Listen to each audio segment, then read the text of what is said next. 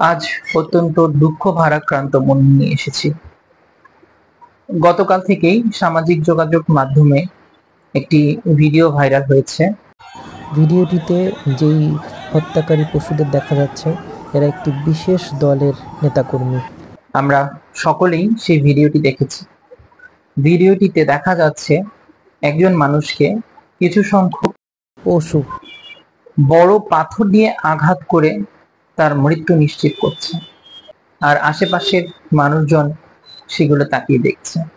দেশ কোন দিকে যাচ্ছে একবার ভেবে দেখুন, যেখানে প্রকাশ্যে দিনে দুপুরে মানুষের সামনে মানুষকে এভাবে নির্মমভাবে হত্যা করা হচ্ছে।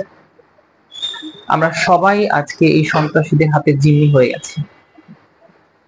যারা সেখানে দাঁড়িয়ে দেখছিলেন ঘটনাটা, তারা প্রত্যেকে যদি সংঘবদ্ধ হয়ে ওই নির্মম খুনি হিংস্র হায়নাদের বিরুদ্ধে রুখে দাঁড়াতেন, তাহলে হয়তোবা ওই ভিকটিম লোকটা বেঁচে যেতেন। কিন্তু আফসোস, আমরা শুধু নিজেদের কথাই চিন্তা করছি। এ ধরনের আরো হৃদয় বিদারক ঘটনা বাংলাদেশে ঘটে চলেছে বর্তমানে। সাধারণ জনগণের নিরাপত্তা একেবারে হুমকির মুখে আছে। সামান্য চাঁদার জন্য একটা মানুষকে এভাবে প্রাণ দিতে হলো, এটা কখনোই মানা যায় না।